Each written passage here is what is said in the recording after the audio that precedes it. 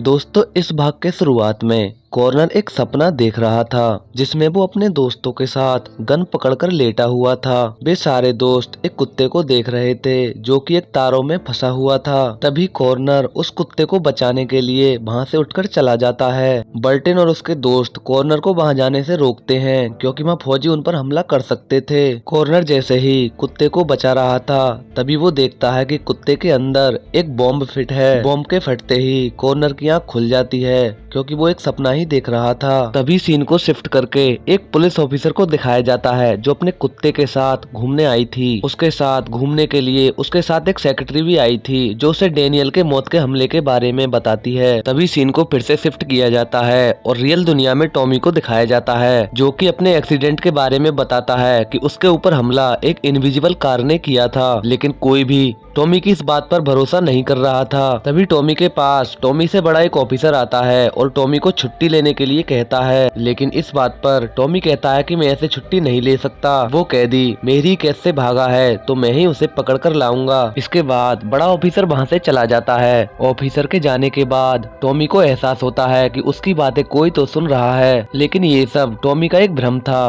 अगले सीन में फिलिन और विल्फ को दिखाया जाता है जो आपस में बातें कर रहे थे। फिलिन कहती है कि यहाँ हम लोग जो घूम रहे हैं क्या ये सब असली है। विल्फ बताता है कि यहाँ कुछ भी असली नहीं है, ये एक माया जाल है जिसमें हमें फंसाया जा रहा है। वो फिलिन को एक इशारा करने के लिए कहता है जिससे सब कुछ साफ साफ दिखने लगता है। विल्फ कहता है कि मेरे पास एक डिवाइस है जो मैंने अलीटा के यहाँ से ली थी और हम इसकी मदद से अलीटा की जगह का पता लगा सकते हैं। बाद में वे दोनों एक दुकान पर जाते हैं और वो उनसे एक स्पेशल टोस्ट बनाने के लिए कहते हैं, लेकिन दुकानदार बहुत ही चालाक था। वो उन्हें डराकर वहाँ से भगाना चाहता था, लेकिन फिलिन भी बहुत होशियार थी। वो उन्हें किसी भी तरह स्पेशल टोस्ट बनाने के लिए मना ही लेती है। अगले सीन में दुकानदार फिलिन से पूछता है कि तुम्हें किस तरह का स्पेशल टोस्ट करवाना है। फिलिन उससे बताती है कि मुझे अपनी आंख के बदले एक इंसानी आंख को लगवाना है। ये बात सुनते ही दुकानदार फिलिन पर हमला कर देता है और फिलिन भी उससे लड़ने लगती है। फिलिन और उस दुकानदार की काफी देर तक लड़ाई चलती है, लेकिन विल्फ लड़ाई में कुछ भी नहीं बोलता है। वो एक तरफ खड़ा हो जाता है और आखिर में उस लड़ाई को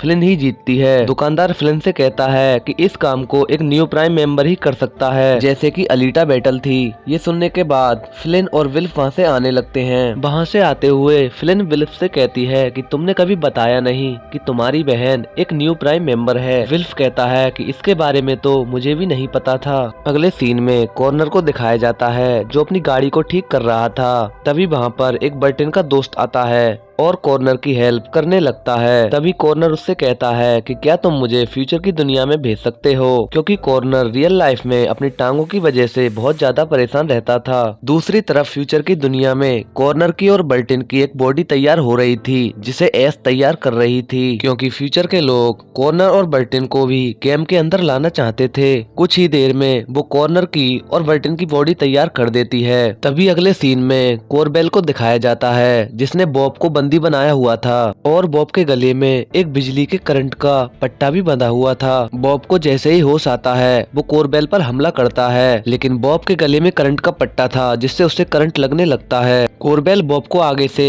ऐसा न करने के लिए कहता है। अगले सीन में कॉर्नर को दिखाया जाता है जो अपनी टांगों के ना होने से बहुत ज्यादा परेशान था। उसका दोस्त उसकी ऐसी हालत देखकर उससे कहता है कि मैं तुम्हारे बारे में समझ सकता हूँ, लेकिन कॉर्नर कहता है कि मेरी भावनाएं कोई नहीं समझ सकता। और वो अगले ही सीन में अपने उस वाले पलकों से दिखाने लगता है जहाँ की कॉर्नर को अपनी टांगों के खोने का सबसे ज्यादा दुख हुआ था। दूसरे दोस्त को जब ये एहसास होता है तो वो अपनी टांगों को देखने लगता है, क्योंकि आपस में सभी दोस्त किसी टेक्नोलॉजी के द्वारा जुड़े हुए थे। अगले सीन में उस फ्यूचर की दुनिया को दिखाया जाता है जहाँ पर एस अपने काम कर रही थी। तभी दरवाजे पर कोई आता है और जैसे ही वो दरवाजा खोलता है वहाँ पर वो पुलिस इंस्पेक्टर थी। वो उसे देखते ही घबरा जाते हैं और वो सबसे पहले लिव के पास जाता है। लिव ये सुनकर कहता है कि इंस्पेक्टर को जल्दी से अंदर बुलाओ, अगर हम देर से अंदर बुलाएंगे तो वो हम पर शक करने लगेगी। और वो विल्फ को समझाता है कि पुलिस इंस्पेक्टर को सही सही जवाब देना, क्योंकि वो वही प्रश्न पूछेगी जो उसे पहले से पता है। अगले सीन में टॉमी बर्टन के पास जाता है और उसे माफी मांगता है और कहता है कि मेरे पास जो बॉब नाम का अपराधी था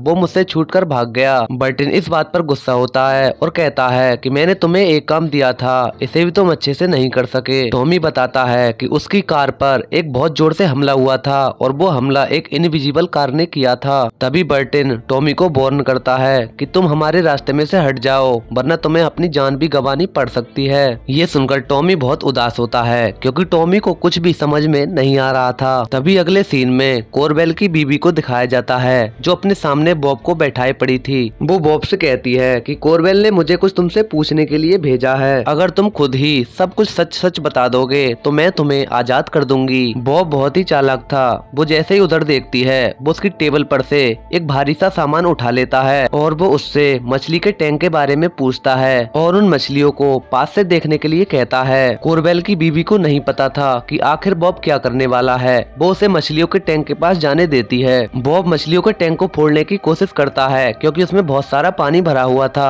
इतने में ही कोरबेल की बीबी उसे देख लेती है और उसे करंट लगा देती है। बॉब नीचे गिर जाता है लेकिन 2 पत्थर मारने से वो टैंक कमजोर हो गया था और वो उसी टाइम टूट जाता है और सारा पानी कमरे में भर जाता है। बॉब इसी बात का फायदा उठाता है और कोरबेल की बीबी की टांग पकड़ लेता है। कोरबेल की बीबी जैसे ही बटन को दबाती है करंट साथ में कोरबेल की बीबी को भी लग जाता है और दोनों वहीं पर बेहोश हो जाते हैं। तभी दोबारा से उस सीन को शिफ्ट किया जाता है और उसी इंस्पेक्टर को दिखाया जाता है। इंस्पेक्टर लिप से कहती है कि उन्हीं तीनों को बुलाओ जो तुम बाहरी दुनिया से कनेक्ट करते हो। मैं तुम्हारे सामने ही उन तीनों से क्वेश्चन करना चाहती हूँ। लिव अपने आप को बचाना चाहता था इसलिए वो आदेश दे देता है कि उनको तीनों को बुलाया जाए। तभी सीन को फिर से शिफ्ट किया जाता है और कॉर्नर को दिखाया जाता है जो अपना नाश्ता बना रहा था। तभी उसके पास बर्टन आकर रुकता है और वो डिब्बे में कुछ लेकर आया था। कॉर्नर उससे पूछता है कि तुम इस डिब्बे में क्या लाए हो। बर्टन उसे बताता है कि मैं तुम्हारे लिए एक आर्टिफिशियल टांगे लाया हूँ जिसकी मदद से तुम चल सकते हो। उस टाइम कॉर्नर उन टांगों को लगाने के लिए मना कर देता है और अगले दिन लगाने के लिए कहता है। तभी सीन को शिफ्ट किया जाता है जहाँ तीनों लोग फ्यूचर के लंदन में जाने की तैयारी कर रहे थे। कॉर्नर तो वहाँ जाने के लिए बहुत ज्यादा खुश था